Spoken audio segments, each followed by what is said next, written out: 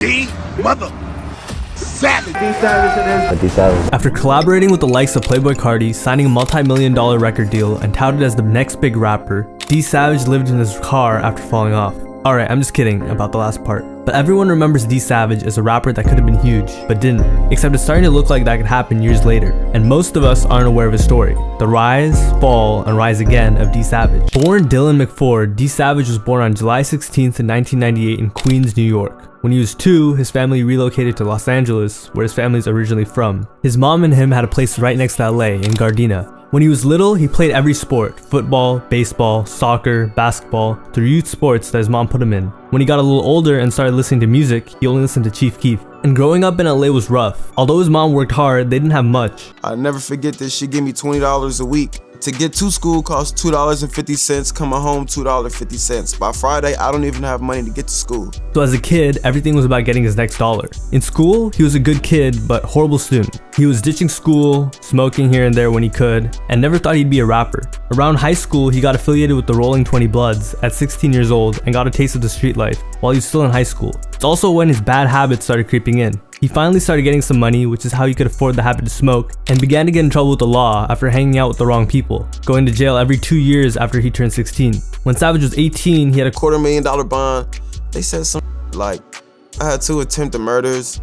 He beat it though. He's currently on probation. Don't get it twisted though. I never did no like long bid or nothing like that. The longest I've been down was like in Arkansas for like 4 days. High school is also where D Savage became the rapper D Savage, and although he may not have had the best time, he did meet some people that would steer his life towards music rather than the streets, like Tyler the Creator, someone he was very close with. He went to the same middle school as Tyler, and even went to high school with Tyler's sister. Savage and Tyler would hang out at the same skate park together, and Tyler used to pick him up from school. Tyler the Creator. Oh, that's my brother right there. Okay. I'm watching, you feel me, like me doing awful in school, but then on the weekend, I'm at Tyler crib watching this produce half of his mixtape. They used to talk about music, and Tyler even came to D Savage's first show to support him. Going to Tyler's house after school and watching him produce his own songs and make money off music really showed him what was possible. But he was still a high schooler and had the pressure most high schoolers have from their parents to go to college. He hated school, but his mom and uncle both had degrees. He'd say to himself, who goes to school and gets bad grades? Feel me? Like, I felt like an idiot. In his senior year, he wasn't allowed to go to classes after a girl falsely accused him of putting his hands on her.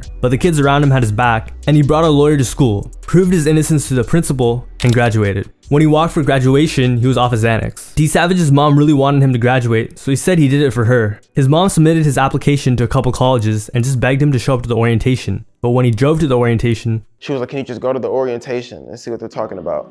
I said, okay. I go to the park, I drive to the college, I'm in the parking lot, getting ready to walk in to orientate. I couldn't even get out the car. I stayed in the car, sparked up a joint like, man, this. And that's when he became D Savage for good. Journey in music. D Savage was always into music, and even before he hung out with Tyler the Creator, he was already dabbling in it himself. In middle school, he downloaded Logic on his phone and would make beats during lunch. His friend Andre had a studio in his garage, and one day they skipped school together and Savage found himself all alone in Andre's garage/home studio. That 30-round clip song, that's all the freestyle. Yeah. Literally, I did that all within like 10 minutes. Editing from 30 seconds and all to recording and all 10 minutes. When he came back, he showed his friends his song. Everybody was like, wow, like you're actually on beat. You have a melody, like, wow, that wasn't that bad. He showed it to his friend John Ross, known for being friends with Ian Connor, and they put it out. That was his first song, 30-round clip. It hit 1 million plays in less than 2 months. When he first dropped the song, he didn't have a name. The last thing someone called him was Savage, and his first name started with D, so he decided to call himself D Savage. He began to make a name for himself and started to meet people involved in the scene. He met Ian Connor and Lil Yachty through Twitter. One of his early rapper friends was Fredo Santana, who he met when he was only 15 before he was even rapping. Savage called Fredo his mentor and said Fredo would treat him like his little brother. Whenever he needed him, he was there for him. If he didn't have clothes, Fredo would buy him an entire outfit at the mall. They even made a song together, and Fredo's loss affected him deeply. With the growing buzz and attention from rap bands, Savage would start to gain attention from labels, and this was the crux of his career early on. He joined multiple labels, and it would take years for him to finally have success with one. The first label D Savage signed to was Joey Fat's label, Cutthroat Records. They made some songs together and hung out in Jamaica, but their partnership ended abruptly and Savage left the label. When asked about it in an interview, he refused to talk about it. Next, he signed to Victor Victor under Republic Records, but Savage said he signed too many people, like Pop Smoke, and he wanted out. They agreed to transfer him to Capitol Records, who he was with for 2 years. He's badmouthed his label deals a lot, but when he first signed, he was overjoyed that someone would even want to sign him. Like, I just got signed not too long ago, so I don't know. I was just like, I never thought that type of shit would happen to me though. You feel me? Like, they actually want to sign me. However, on Capitol, he wasn't allowed to drop what he wanted, and that caused other complications. After 2 years of having mild success with them, he finally became independent and signed a distribution deal with Empire, the label that XXXTentacion and King Von were signed to. And he's been thriving ever since. However, before he officially signed, he was a part of multiple groups. He was a part of Sake World Records, a group page through which artists like D Savage, Young Weege, Uno the Activist, and Thousand Band Fani were a part of. He also was a part of a group with rappers Young Bands and Growing Boy Trap called Blockboy World. But neither of these groups would really last. Today, he's fell out with almost all of these rappers other than Young Bands and Young Weege. He fell out with Growing Boy Trap, fell out with Thousand Band Fani, and Uno the Activist, but later squashed the beef. He fell out with Fani and Uno's former dear friend as well, Playboy Carti. Carti and Savage were pretty close at one point. There's an interview with Carti, Ian Connor, and A$AP Bari where they all agree D Savage was next up. And Carti and D Savage even slept on couches together. They made one song and eventually fell out. He went on to say these exact words when asked about Carti. Like, don't get me wrong, Playboy Carti's cool, he's fire, he makes good music.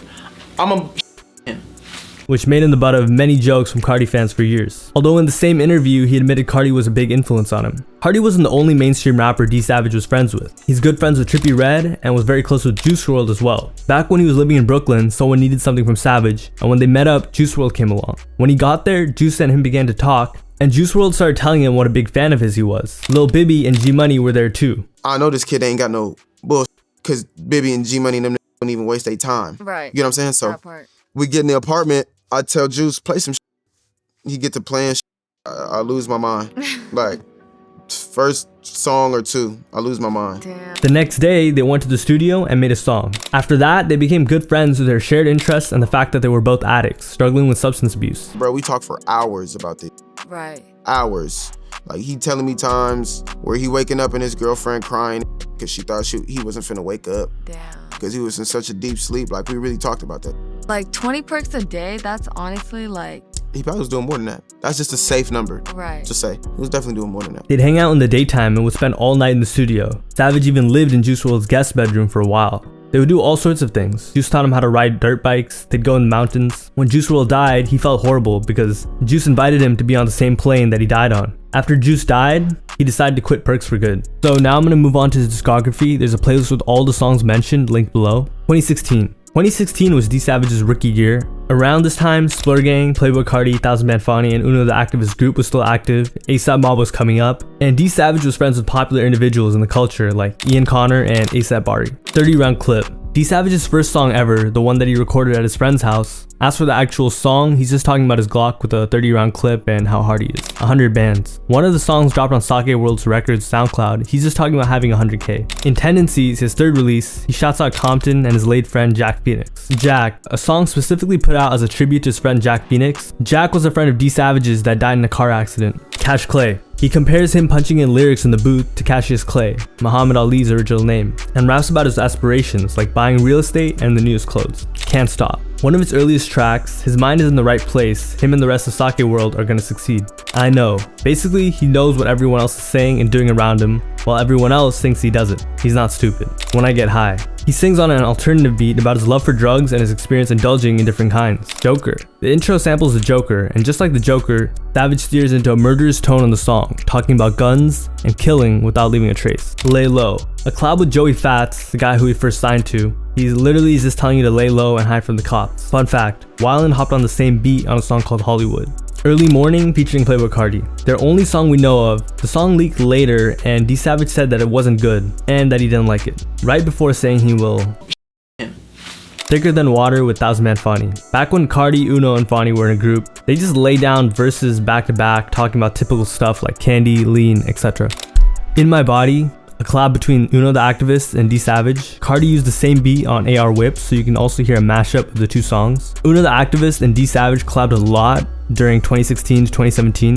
Some more of their collabs include Anticipation, Tommy Moore, that's produced by Kankan, Regular, and SAD. In 2016, D Savage gained quite a buzz in the underground for the music he released, and in 2017, it looked like he was headed towards the mainstream. I Know Part 2, the sequel to I Know, and it was his most hyped song ever due to the snippet of him previewing it in a car. It was both a blessing and a curse because it started the jokes about D Savage's career never leaving the car that he was in during the snippet. Uno the Activist was rumored to be on the original as well. In the song, he repeats "I know" in the chorus and is cocky, rapping about his fancy clothes and taking a girl. Very common in his early music. Ridin'. The song's lyrics are about D Savage riding in a two-seater with no roof, so a convertible, having an excess of women, and the amount of money he's making. I remember the song was pretty big on SoundCloud, but blew up everywhere because of TikTok a couple years ago. Emotionless. Another one of his early hits, he calls himself a demon for being emotionless while off grape juice. 2018. In 2018, D Savage was living in Brooklyn, and it was the year he dropped his debut album. Overall, it was a bit underwhelming for his fans, but he dropped a decent amount of music. A lot of his leaks with Juice WRLD are from this year as well. Lately, the song has a sad tone to it, produced by Digital Nas. He's rapping about a lost love of his and reminisces about when he was younger. Gardina's Finest. Rather than talking about the content of the song, let me give you some background. It was posted after D Savage left Cutthroat Records, which he wanted nothing to do with afterwards, hinting there was bad blood. Fly Shit. Rushy Bands was a rapper that got locked up at 19 years old. He was probably the hottest rapper out of Ohio at the time and definitely the largest underground rapper from Ohio. Unfortunately, he caught a case that has him doing 12 to 18 years in jail. Juice WRLD Choppa featuring D Savage. Their second official collaboration, and a music video even dropped on D Savage's channel. Unfortunately, it was taken down. It's just a solid song and what you'd expect from them. They have two more leaks rumored to be from this year. Safe and No Time. D Phoenix. D Phoenix was his long-awaited debut album. The project was solid, but due to the leaks and the songs that were released prior, the album only had 4 new songs, which irritated some of his fans. He named it D Phoenix to commemorate his late friend, Jack Phoenix. Opera. One of my favorite songs by him, and it never gets old. He sings about being used, friends switching up on him for clout, and how his gang is his only family. All over a plug beat. Cayman. He raps beautifully over a plug beat, produced by Stupid Zool. It has a similar vibe to Opera, but the song is a lot more violent, and he raps about banging with bloods and not going to college. What You Want. This song is self-explanatory. He'll get you anything you need. No Smoke. One of his collabs with Lil Yachty, Savage just says no one wants smoke with him while also flexing. Yachty keeps the same energy. Never Heard of You. Never Heard of You, Savage, Bands, and Yachty are just dissing washed up old heads. However, he failed to break through to the mainstream, and his egotistical personality from when he was younger would start to bite him back. He'd get mocked by personalities like academics and fan bases such as Cardi's, who turned him into a meme whose career was still stuck in the car he previewed I Know Part 2 from. 2019. In 2019, he dropped a sophomore album and spent most of the year hyping it up and dropping the lead singles for it. What You Tryna Do? What You Tryna Do is kind of like a love song, but more in the teenage sense. He says, "What you tryna do? Come to my room." The song is kind of mesmerizing and gets stuck in your head really easily. Racks on Me. Another one of his bigger singles in 2019. At this point we get it, like you make money. Trust No One. This album was good, and he announced it would be the last piece of music released through Capitol Records through him. Pill. The best song on the album, no debate. The name of the song is just because he compares getting rid of his ops to popping a pill. Really creative. He raps about his street life and how he always has to stay protected. She Ready. Great beat. He sings and raps about the regular, how hard he is, etc. and girls being into him for it. No Pity.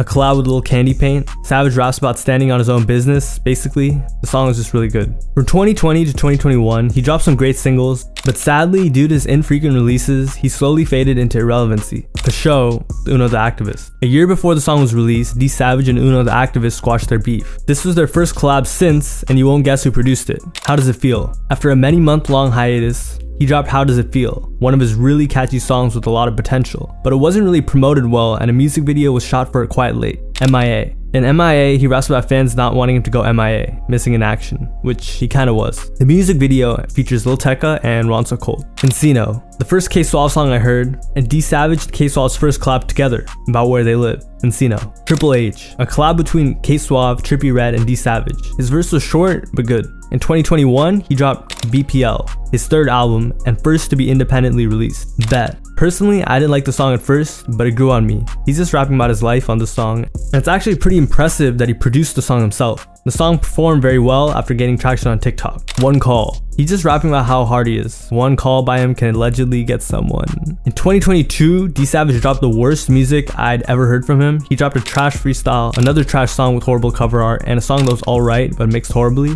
Luckily, he snapped out of it and started dropping great songs again in 2023. Starting off with Closure, the lead single to his fourth album, Mafia Music. The song itself reminded me of his old music. It was a mix of the new and old D Savage. On February 17th, 2023, he dropped Mafia Music, and fans are really enjoying it. A week earlier, he dropped Come On, one of the project's singles. The song gained traction for its freestyle video, where he's pretending to look for ops while freestyling to see if it's safe. It started blowing up and it's become his comeback song. In the music video, he plays into the hate, posted in a car doing the same poses he was in the original I Know Part 2 snippet. Understanding. Currently, D Savage is the hottest he's been in years, and most fans like myself are happy to see him doing well. Earlier in his career, D Savage was a hothead, arrogant, and even lazy at times, and he definitely paid the price for it, more than he might have deserved. But the quality of his music stayed consistent, and now he's back at the position he once was. Who knows what's in store for him in the future, but it's looking pretty good. Recently, he's been collaborating with some new rappers like Glock 40 Spaz, and seems to be enjoying being independent. If you'd like to hear more of my personal thoughts on D Savage and my experience of him as a fan, check out part 2 in the description below. Have a nice day. D mother savage. I'm your biggest mother fan. Mother, I ain't told a lie yet.